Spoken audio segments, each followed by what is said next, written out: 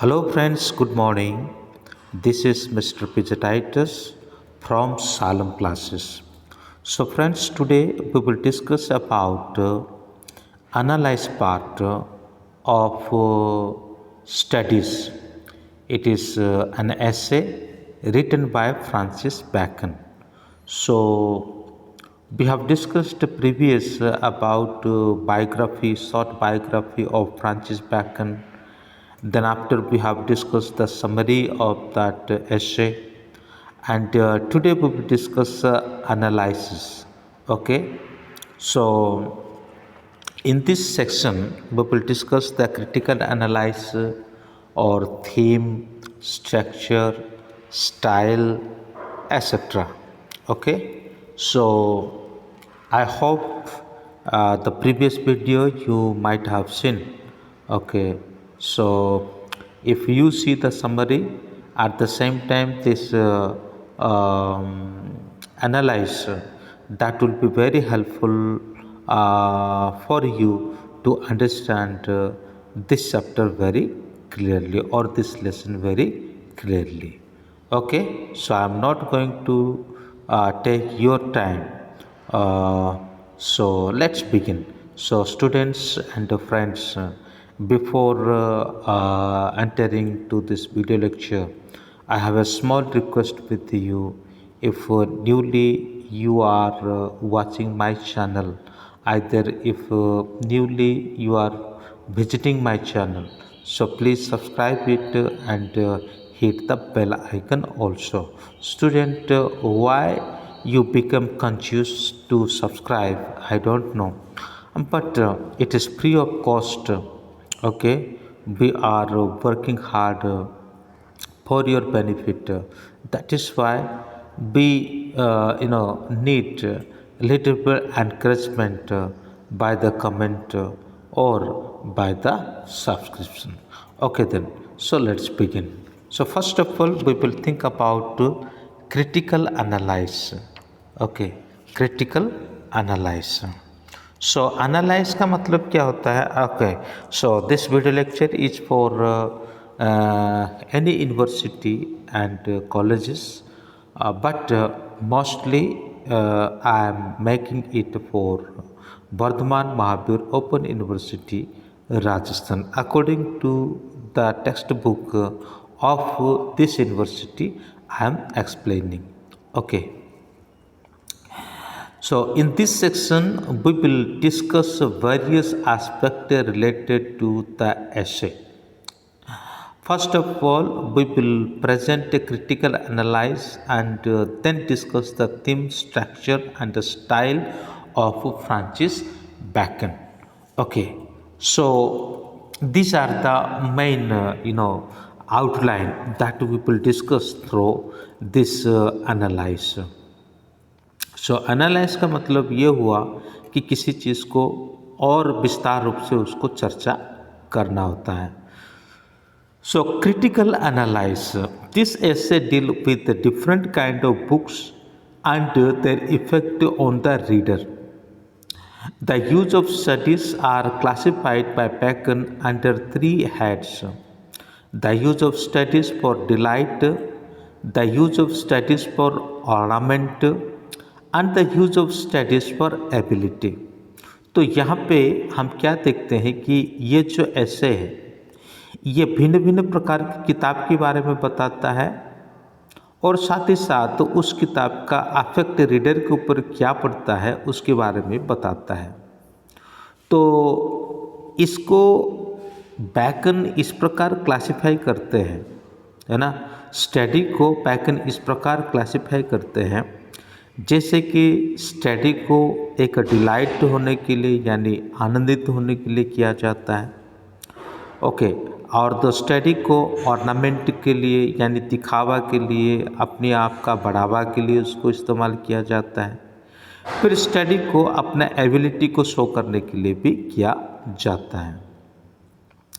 Bacon also give us some excellent advice as to why one should read.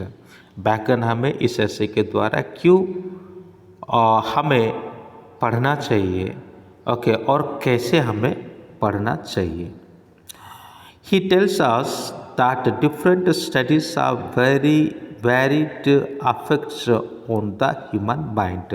भिन्न भिन्न प्रकार का अध्ययन क्या करता है, ह्यूमन माइंड को भिन्न प्रकार का असर भी डालता है। Various mental defect can be remediate by various kind of studies. मानसिक रूप में जो विभिन्न प्रकार का तनाव होता है या विभिन्न प्रकार का समस्या होता है, डिफेक्ट होता है, वो और बुक पढ़ने के द्वारा इसको क्या किया जाता है, उसको इलाज किया जा सकता है। The need of experience to supplement and perfect studies has duly been emphasized in the essay। Experience को एक सप्लीमेंट्री के रूप में यहाँ पर लिया जाता है। कहने का मतलब ये है कि आप सिर्फ पढ़ते ही रहे और कोई उसी के ऊपर कोई एक्सपीरियंस नहीं है या फिर कोई प्रैक्टिकल नहीं किया है तो भी इसका कोई मतलब नहीं है। Bacon would not be satisfied with more bookish knowledge. Bacon यहाँ पे उस बात को लेकर के सेटिस्फाई नहीं होते कि जो ज़्यादा किताबी ज्ञान रखता हो। कहने का मतलब ये है कि किताबी ज्ञान के साथ साथ प्रैक्टिकल भी जरूरी होता है। द विजडम वोन बाई एक्सपीरियंस इज अननेसेसरी आज the wisdom gain from book. तो एक्सपीरियंस के द्वारा हम जो ज्ञान को प्राप्त करते हैं वो बुक से भी प्राप्त करने से बढ़कर है। ठीक है, उससे भी उसका जो नेसेसिटी को वो बताते हैं। कहने का मतलब ये हो सकता है कि हम भले कितने किताब पढ़ ले, लेकिन जब तक उस चीज़ को हमने खुद आजमा करके नहीं देखा, अनुभव करके नहीं देखा, तो कुछ नहीं कर सकते हैं। It is not only the ideas that are so important in this essay. We find Becker displaying his talent for using the maximum economy of word in order to express his idea. The essay is a masterpiece of brevity and terseness. Some of his sentence read like proverbs। इसमें जो भी sentence को लिखा गया है या फिर जो बोर्ड को यहाँ पे डिजाइन किया गया है और रियलिटी में ये शॉर्ट करके ही लिखा गया है, जो कि बहुत आसान तरीके से क्या किया जा सकता है, उसको समझा जा सकता है। ठीक है, उसको समझा जा सकता है। उसमें से अपनी आप में कई सारे प्रभाव्स यानी जिसको क्या कहते हैं उपदेश वाली वाणी जो है कहीं अपने आप में निकलता है जब हम इस ऐसे को अध्ययन करते हैं। Bacon's essays found in very appropriate and original similes. तो बैकन का जो ऐसे है और यहाँ पे एक विशेष चीज़ को देखा जाता है। ठीक है, एक विशेष चीज़ को देखा जाता है कि इसमें और ख़ास करके ये जो we have one such simile here, मतलब सिमिली और उसका ओरिजिनल सिमिली वहाँ पे देखा जाता है। ठीक है, ओरिजिनल सिमिली का मतलब ये होता है कि जो वाक्य को अलंकारिक करके बताया जाता है, बोला जाता है। एक एग्जाम्पल से आप उसको बहुत आसान तरीके से समझ जाएंगे। We have one such simile here when Bacon says that distilled book are like common distilled water, fleshy things। ये एक वाक्य को क्या करता है, अलंकारिक करके उसको और भी सजा करके बताता है। तो इसी चीज़ को सिमिली कहा जाता है। We would say without any exaggeration that it is one of the finest essays in English prose। English pros में इसको एक अति सायोक्ति वाली एक ऐसे के रूप में इसको लिया जा सकता है। It gives us number of sound maxims and number of sentence that we can use quotation when occasion demand. इसमें और इसी प्रकार का जो सेंटेंस लिखा जाता है कि समय समय पर इसी में से ही एक एक कोटेशन को हम निकाल सकते हैं ज़रूरत के आधार पर. Some of the sentence indeed cling to our memory without any mental effort on our part of memories then. इसमें इतने सरल तरीके से सेंटेंस को इस्तेमाल किया गया है कि कुछ कुछ चीज़ जो है हमारा रीडिंग करते ही हमारा दिमाग पर यूँ बैठ जाएगा, उसको ज़्यादा मेमोराइज करने की आवश्यकता भी नहीं होगी. This is one of the best known essay from the pain of bacon. और ये कई सारे ऐसे उनके जाने माने ऐसे, उनमें से ये भी एक बहुत जाना माना ऐसे माना जाता है. The Elizabethan age is the most creative period in English literature. अच्छा, इसमें सबसे महत्वपूर्ण बात है, हम थीम को देखते हैं. थीम इस प्रकार बताता है कि एलिजाबेथन का जो टाइम है, यानी एलिजाबेथ रानी के समय जब इंग्लैंड में था, तभी ये इंग्लिश लिटरेचर के लिए एक क्रिएटिव पीरियड था. The foreign war were over and Englishman had for the first time the leisure to devote their energies to interest other than war upon their neighbours. तो ये पहली बार ऐसा होता है कि देश में अभी और किसी प्रकार का युद्ध की आशंका नहीं है, तो ऐसे समय पर लोग एक खाली समय में आ चुके हैं, एक फ्री समय पर आ चुके हैं. तो इससे बढ़िया है कि पड़ोसी के प्रति ध्यान देने के बजाय अपना जो एनर्जी है ना, अपना एनर्जी और अपना जो इंटरेस्ट है उसको लिटरेचर के ऊपर ध्यान दे दिया जाए. Fortunately, just at this time, the great wave of Renaissance, the new birth of letters having spent itself in Italy and crossing over France and Spain, reached the shore of England. तो यहाँ पे एक बात को विशेष रूप से ध्यान दिया जाना चाहिए.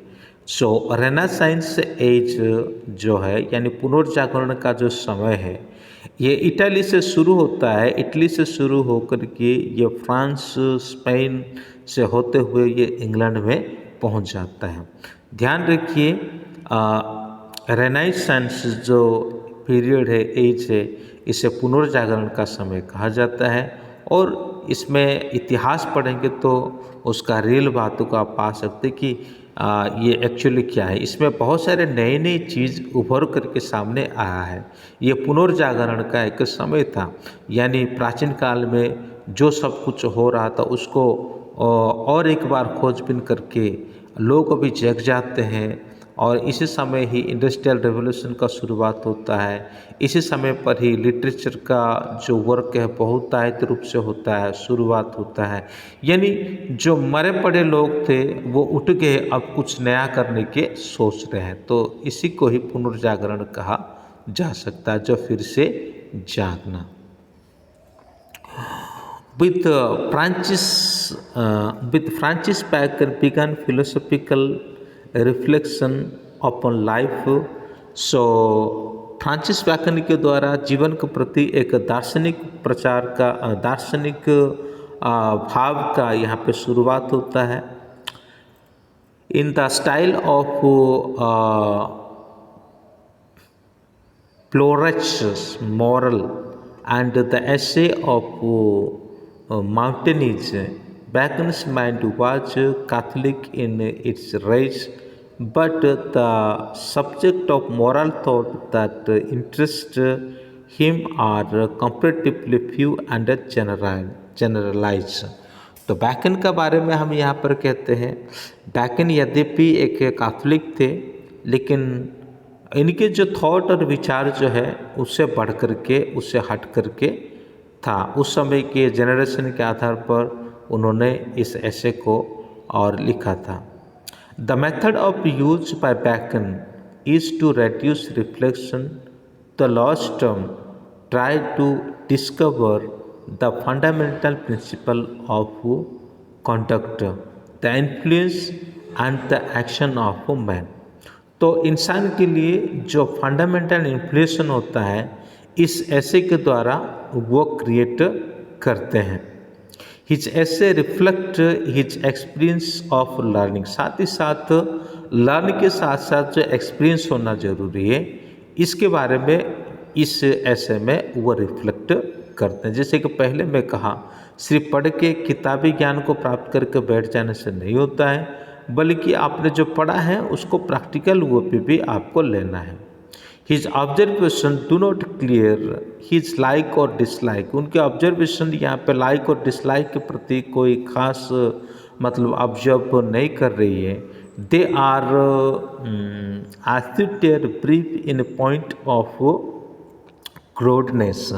तो यहाँ पे इन्होंने ये सेंटेंस को जमा करके ब्रीफ पॉइंट बाय पॉइंट करके इन्होंने इसे ऐसे के दरमियान सेंटेंस को स्थापना कर रखी है। और ख़ास करके यहाँ पे तो इसको हम कह सकते हैं अति चरिकृष्ट अति परिष्कृत तरीके से उन्होंने इस ऐसे में अपने जो विचार को उन्होंने रखा है। In the essay of studies, a lifelong student Bacon describe his craft. एक लाइफ स्टूडेंट के लिए क्या करता है बैकन, यहाँ पे कुछ डिस्क्राइब करता है। He was no plunder upon books, though he read much that with great judgment. तो यहाँ पे किसी व्यक्ति को ये उत्साह नहीं देते कि कोई विशेष जजमेंट को लेकर के वो किताब को पढ़े। The subject of this essay was the one that revolved longest in the edition of this essay. एक ही शब्द में यही कहा जा सकता है कि आर्गूमेंट के कारण के लिए, जजमेंट के लिए हम क्या नहीं करें, किताब को नहीं पढ़ते हैं, बल्कि किताब से कुछ सीखने के लिए, उससे कुछ जो सीख हमें मिलती है उस सीख को प्राप्त करने के लिए हम किताबों को पढ़ते हैं। One peculiarity of this essay which deserves notice in frequency which Bacon repeat himself। यहाँ पे एक फ्रीक्वेंसी को हम देखते हैं जो बैकन बार बार उसको क्या करते हैं, रिपीट करते हैं। दोस ऐसे हाज इस सेंटेंस केयरफुली सिलेक्टेड, ये स्ट्रक्चर हम अभी देख रहे हैं, ठीक है।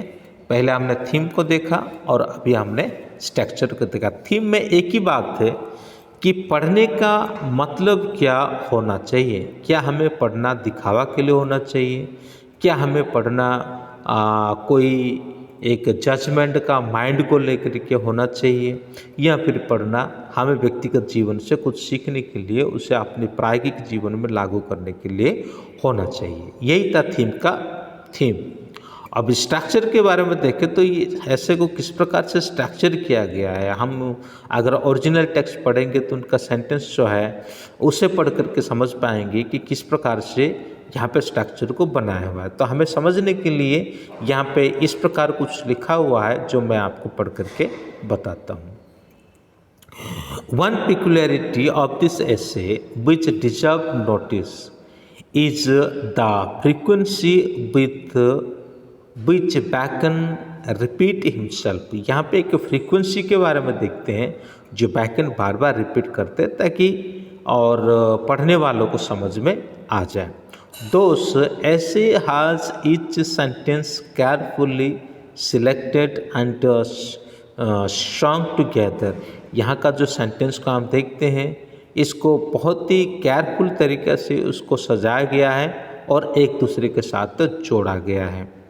बैकन है James of thought and language. Bacon को मतलब थॉट के प्रति और लैंग्वेज के प्रति उसे एक जेम्स कहा जाता है। जेम्स बोले तो मणि या रत्न, जो भी आप समझ सकते हैं।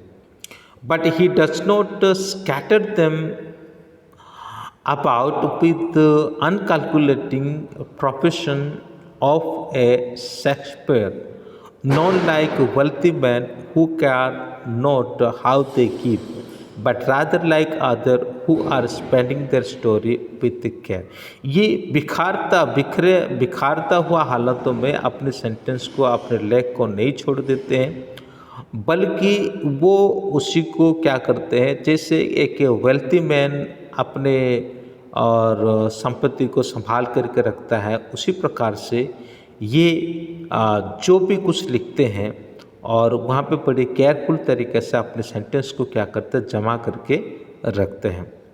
Bacon is not an optimist. Bacon तो एक आशावादी के रूप में नहीं है, एक आशावादी नहीं थे। He has no sentiment to lead the reader astray, यानी लीडर को ही सिर्फ एक क्या कर सकते हैं, लीडर को ही आकर्षित करना ही उनका एक लक्ष्य नहीं था। ही rights with brevity and compactness. वो बड़ी छोटी तरीके से, बड़ी सरल तरीके से लेख को लिखते हैं। The careless reader much of what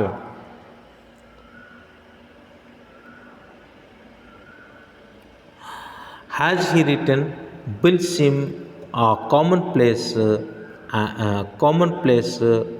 through commonplace through, but the serious reader his thoughts are universal.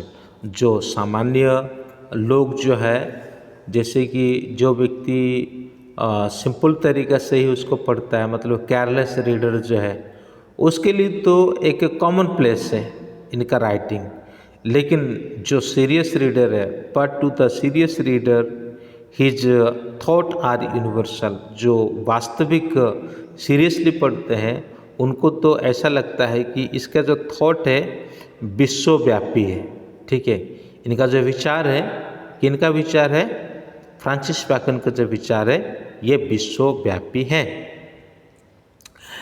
The sentence are compact and simple. और ये सेंटेंस जो है बहुत ही कॉम्पैक्ट भी है और बहुत ही सरल भी है। तो दोस्तों अभी हम स्टाइल को देखते हैं। तो स्टाइल में ज़्यादा बहुत ही लंबा है, मैं शॉर्ट करके इसको बता देता हूँ।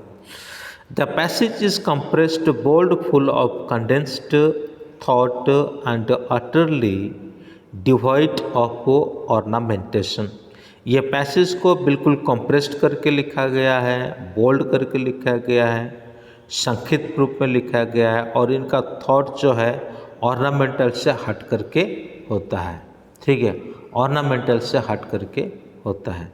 The sentence run smooth. Sentence जो है बहुत ही स्मूथ तरीके से रन करता है। Force and precision are its main characteristics.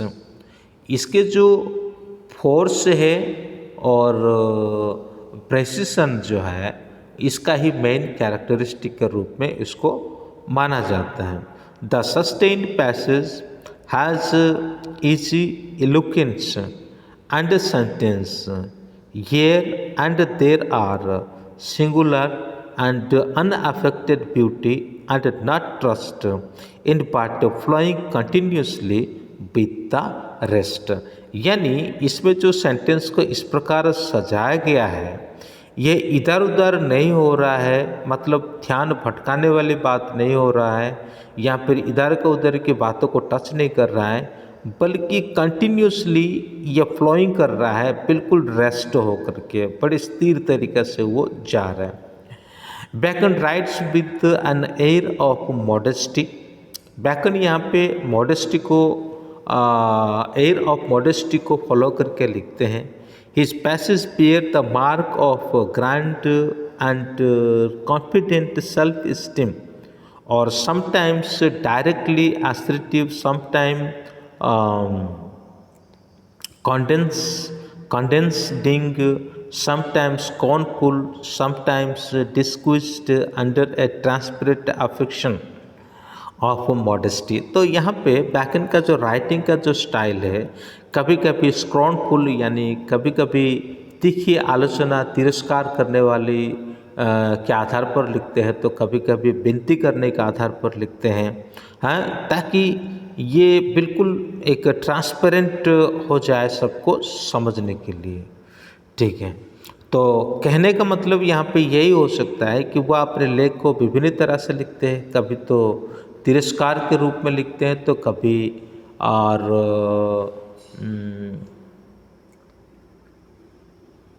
क्या कह सकते हैं, तिरस्कार रूप के लिखते हैं, तो कभी विनती के रूप में लिखते हैं।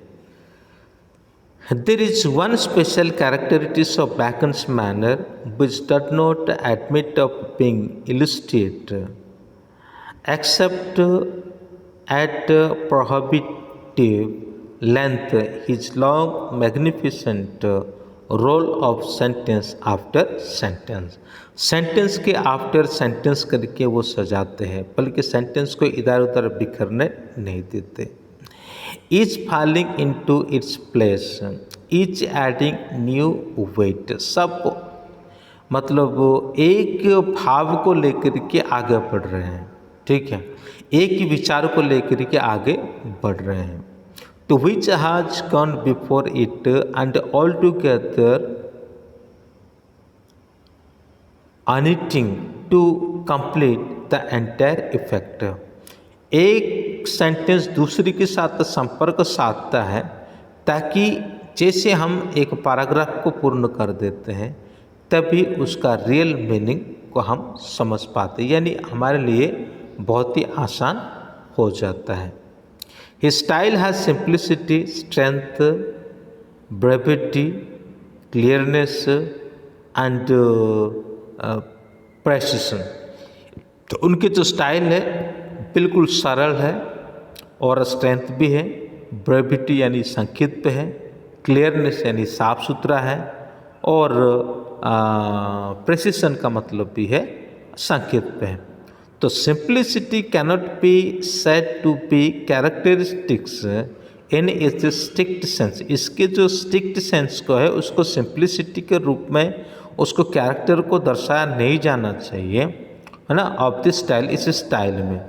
His passage is simple in the sense of being free from all affection, free from any studied elegance in the choice of word and the structure of sentence.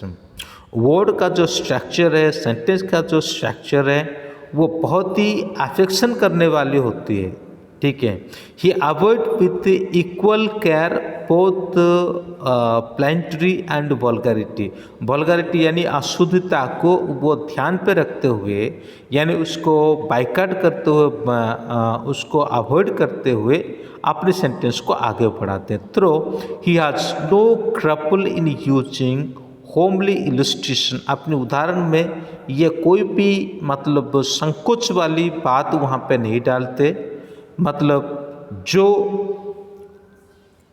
Clearly समझा जा सकता है, जो इलस्ट्रेशन को वो देते हैं वो इलस्ट्रेशन क्लियर से समझा जा सकता है और क्लियर से उसका अर्थ निकाला जा सकता है, ऐसे सेंटेंस को बनाते हैं। Where such illustration would be more telling that the quality of strength in Bacon's style is intellectual rather than emotional। तो बैकन का जो राइटिंग है ये इंटेलेक्चुअल है, इमोशनल से बढ़कर। तो मुझे उम्मीद है कि आपको इस ऐसे का जो समझ में आ गया एनालाइज। तो अगर कोई भी प्रॉब्लम है तो कमेंट कर सकते हैं, फिर हम अगले वीडियो में मिलेंगे। तब तक के लिए जय हिंद।